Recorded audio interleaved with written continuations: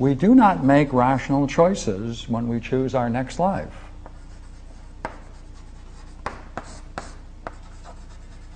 Right? We're incapable of making a rational choice. Unless we're someone like Odysseus. Wait a minute.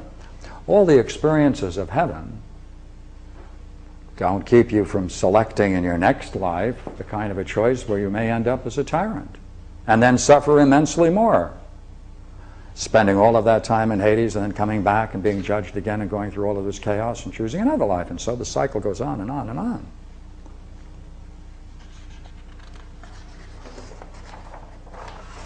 Well, once you get, now we're going to see whether we can accent the problem now. Once you get your particular lot that allows you to make your choice, and after going around, if you choose the particular lot you have, then Laches seals it in. They go before Lachesis again, and she seals it. And she sends a guardian. Now this is most interesting. Look here. She sends a guardian with each soul, kind of a guardian angel, but a peculiar one, because it's going to be a guardian of the life you chose. Wait a minute, what does that mean? Keep you true to your choice. That's right. That guardian is going to make sure you go after the choice you made. Therefore, the guardian is the fulfiller of the choice.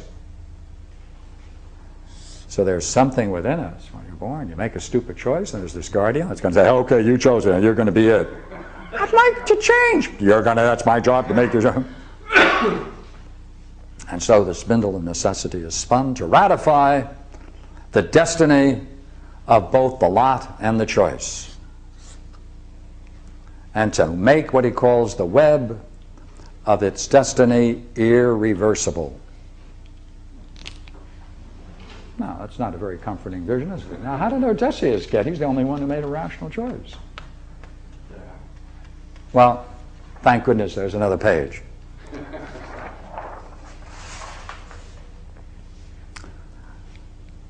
This is really curious, you see, because he now has this doctrine of the mean. And he says, you know, the problem is that whether you go here or you go here in Hades, whichever one you go to, or your present life, there's only one real problem. And that is, in every situation you're in, either in heaven, Hades, your present life, you must, in every situation, choose the better from the worst. And you choose the better, that's the just life. Always choose the middle, right? You don't want to go two extremes, because the just life is a mean. It's keeping away from the extremes. In that sense, it's very Buddhist in that sense, isn't it? So that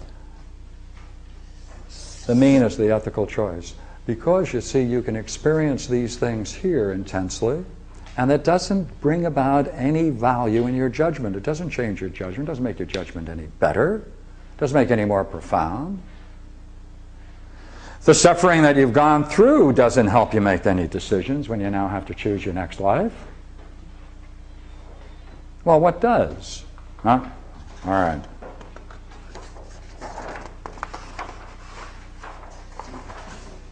There's another guide. Can I ask questions as we go along? Sure. From what you just had, the page before that, from what I understood about choosing the better life or the just life, in terms of making your choices. Mm-hmm. So if you make a choice that's it's somehow wherever you are, mediocre, it sounded like to me, mediocre, then how do you merit? In between, you mean, might be mediocre? Then how do you merit that you're going to, rise above what you've been given? Or is that not necessary to do? Then you fall into, it seems to me, then you fall back into that sluggishness of not, sort of propelling yourself to do more. You're quite right. But now use that same logic and see whether it would equally follow for pleasure and pain. If you had to choose between these, all right? The goal would be to have good judgment. And take the one in between, both. That's what he's saying. But let's see if we can take a look at this again. All right. There's another guide. There's an entirely other guide that's outside of the myth. Though there is a feature in it, outside of it, at the end of the dialogue. Socrates then comes back after telling the story. And I'd like to go to what he says and then go back into the myth to another part. Okay, let's go back into the myth.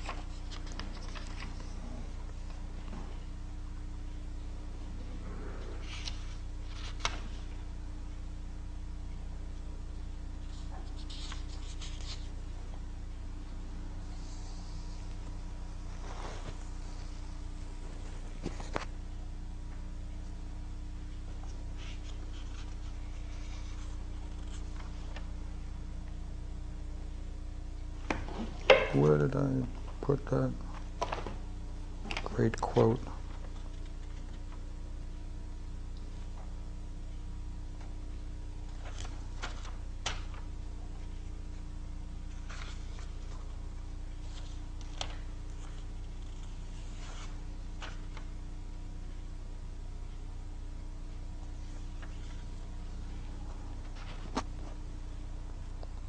I'm now going to read the last two sentences in the Republic.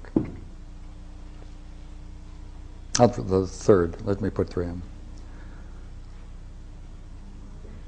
And so Glaucon, who's the chap he's talking with in the Republic, the tale of was saved, as the saying is, and was not lost. And it will save us, if we believe it, and we shall safely cross the river Lethe, which is the river of forgetfulness, and keep our soul unspotted from the world. Now here it is. But if we are guided by me, we shall believe that the soul is immortal, capable of enduring all extremes of good and evil, and so we shall hold ever to the upward way, pursue righteousness with wisdom, always and ever, so that we may be dear to ourselves and to the gods, both during our sojourn here and when we receive our reward. But if we are guided by me, we shall believe the soul is immortal. Of course, that's what he tried to prove in the Republic and in the Phaedo. Capable of enduring all extremes. Capable of enduring all extremes. And so we shall hold ever to the upward way and pursue righteousness with wisdom. Well, where do you get the righteousness and wisdom in this story? It doesn't appear to be there. Well, I have an answer to that. I skipped it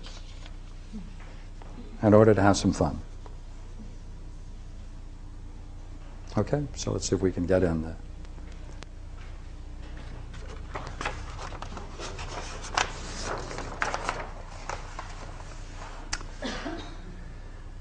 He said, and now I'm going to push this a bit, all right? Because of the condition as described in the myth of there's an urgency.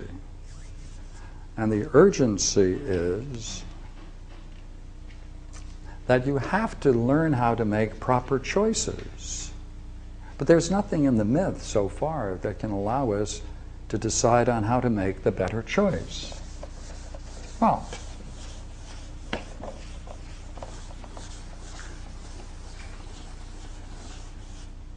how do you make the better choice?